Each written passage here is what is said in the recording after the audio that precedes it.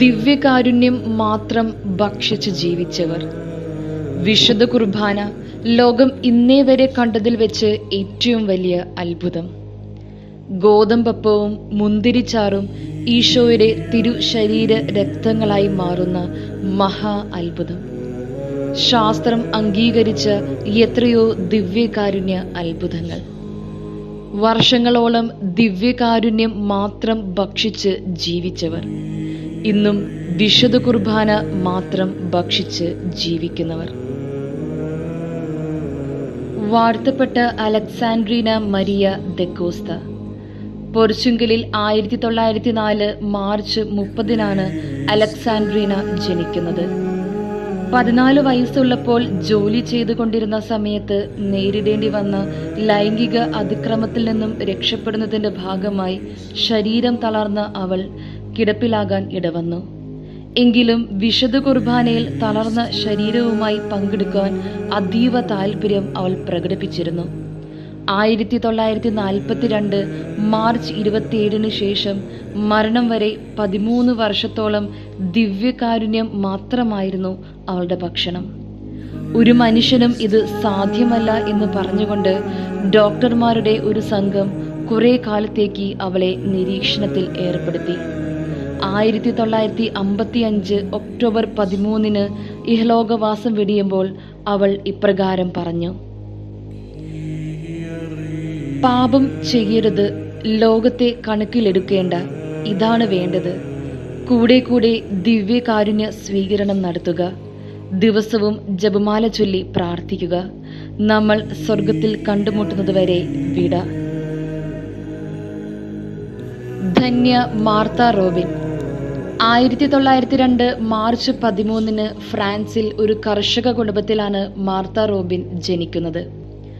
1903 typhoid രോഗം പിടിപെട്ടെങ്കിലും പൂർണ്ണ ആരോഗ്യത്തോടെ അവൾ തിരിച്ചു വന്നിരുന്നു. എന്നാൽ 1918 തൻ്റെ 16 വയസ്സിൽ വീണ്ടും രോഗബാധിതയായ മാർത്ത 26 വയസ്സിൽ പൂർണ്ണമായും തളർന്നുപോയി. 1930 മുതൽ 50 വർഷത്തിനടുത്ത് ദിവ്യകാരുണ്യമല്ലാതെ വേറെയൊന്നും അവൾ ഭക്ഷിച്ചിരുന്നില്ല.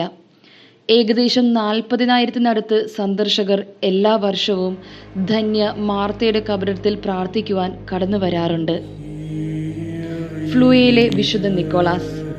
സ്വിറ്റ്സർലാൻഡിൽ 1417 മാർച്ച് 21 ഒരു കർഷകന്റെ മകനായിട്ടാണ് വിശുദ്ധ നിക്കോളാസ് ജനിക്കുന്നത്. അദ്ദേഹം വിവാഹം കഴിച്ച് 10 മക്കളുണ്ടായിരുന്നു. 1439 വരെ സൈനാധിപനായി ജോലി ചെയ്തിട്ടുണ്ട്. 50-ാമത്തെ വയസ്സിൽ സ്വകുടുംബത്തോട് യാത്ര പറഞ്ഞ് അവരുടെ അനുവാദത്തോടെ ഒരു സന്യാസിയായി ശിഷ്ടകാലം ജീവിച്ചു. വിശുദ്ധ കുർബാന ഒഴികെ മറ്റൊന്നും ഭക്ഷിക്കാതെ 19 വർഷം വിശുദ്ധ നിക്കോളാസ് ജീവിച്ചു. ധന്യ തെരേസ ന്യൂമാൻ. ജർമ്മനിയിലെ ബവേറിയ എന്ന പട്ടണത്തിൽ 1898 ഏപ്രിലിലാണ് തെരേസ ന്യൂമാൻ ജനിച്ചത്. മാതാപിതാക്കളുടെ സ്നേഹത്തിലും ദൈവസംരക്ഷണത്തിലും വളർത്തപ്പെട്ട തെരേസ 20-ാം വയസ്സിൽ ഒരു അപകടത്തിൽപ്പെടുകയും തൽഫലമായി അവളുടെ ശരീരം ഭാഗികമായി തളർന്നു പോവുകയും ചെയ്തു. 1919 ആയപ്പോൾ പലവിധ അസുഖങ്ങളെ തുടർന്ന് തെരേസ അന്ധയായിത്തീർന്നു. 1926 അവൾക്ക് പഞ്ചക്ഷതമുണ്ടാവുകയും തുടർന്ന് മരണം വരെ ദിവ്യകാരുണ്യം മാത്രം ഭക്ഷിച്ച് ജീവിക്കുകയും ചെയ്തു. വാഴ്ത്തപ്പെട്ട അന്ന കാതറിൻ എമറിച്ച്. അന്ന കാതറിൻ എമറിച്ച് 1774 സെപ്റ്റംബറിൽ ജർമ്മനിയിൽ ജനിച്ചു. ചെറുപ്രായത്തിൽ തന്നെ പരിശുദ്ധ അമ്മയുടെയും ഈശോയുടെയും നിരവധി ദർശനങ്ങൾ അന്നയ്ക്ക് ലഭിച്ചിരുന്നു.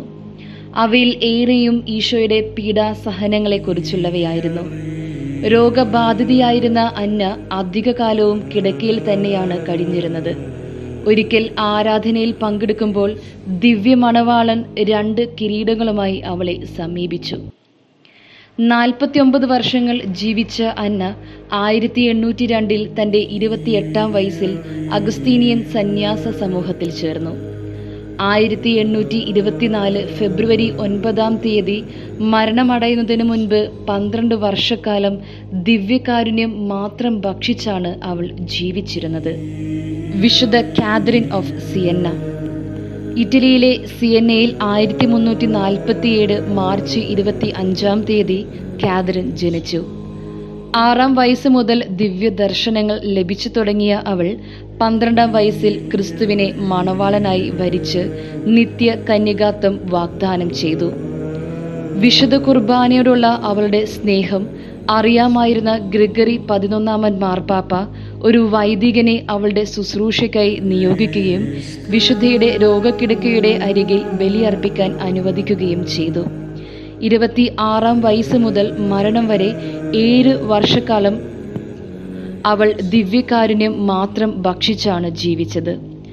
ആത്മീയ ജ്ഞാനത്തിന്റെ ഉടമയായ വിശുദ്ധ കാതറിൻ ഇന്ന് സഭയിലെ വേദപാരംഗതയാണ്. വിശുദ്ധ ജോസഫ് കുപ്പർത്തിനോ. 1603 ഇറ്റലിയിൽ ആണ് വിശുദ്ധ ജോസഫ് കുപ്പർത്തിനോ ജനിക്കുന്നത്. 1628 മാർച്ച് 18 വൈദികനായി തീർന്നു. ആത്മീയ ആവശ്യങ്ങൾ നിർവഹിക്കാൻ വിശുദ്ധൻ ഒരിടത്തു നിന്നും മറ്റൊരിടത്തേക്ക് പക്ഷിയെ പോലെ പറക്കുന്നതായി കാണപ്പെട്ടിരുന്നതായി ചരിത്രങ്ങളിൽ രേഖപ്പെടുത്തുന്നു. 5 വർഷത്തോളം ദിവ്യകാരുണ്യം മാത്രം ഭക്ഷിച്ച് ജോസഫ് ജീവിച്ചിട്ടുണ്ട്. Maria Rose Ferron. Little rose എന്ന് വിളിക്കപ്പെടുന്ന മരിയ റോസ് ഫെറോൺ 1902 മെയ് 24 കാനഡയിൽ ജനിച്ചു. തൻ്റെ 6ാമത്തെ വയസ്സിലാണ് കയ്യിൽ ക്രൂശിത രൂപവുമേന്തി നിൽക്കുന്ന ബാലനായ യേശുവിൻ്റെ ദർശനം അവൾക്ക് ലഭിക്കുന്നത്. തുടർന്ന് 13ാമത്തെ വയസ്സിൽ ശരീരം മുഴുവൻ തളർന്നു പോകുന്ന രീതിയിൽ രോഗബാധിതയായി. 14 വർഷത്തോളം ദിവ്യകാരുണ്യം മാത്രമായിരുന്നു അവൾ ഭക്ഷിച്ചിരുന്നത്. സ്വർഗത്തിൽ നിന്നിറങ്ങിയ ജീവനുള്ള അപ്പം ഞാനാണ്. ആരെങ്കിലും ഈ അപ്പത്തിൽ നിന്ന് ഭക്ഷിച്ചാൽ അവൻ എന്നേക്കും ജീവിക്കും. വിശുദ്ധ യോഹന്നാൻ 6:51. സമ്പത്തിനും ലോകം വെച്ച് നീട്ടുന്ന നശ്വരമായ നൈമിഷിക സുഖങ്ങൾക്കും പിന്നാലെ പരക്കം പായാതെ ദിവ്യകാരുണ്യത്തെ നമുക്ക് ചങ്കോട് ചേർത്ത് സ്നേഹിക്കാം. അനശ്വരമായ അപ്പത്തിനു വേണ്ടി ദാഹിക്കാം. വിശുദ്ധ കുർബാന കേന്ദ്രീകൃതമായ ഒരു വിശുദ്ധ ജീവിതം നയിക്കാനുള്ള കൃപയ്ക്ക് വേണ്ടി പ്രാർത്ഥിക്കാം.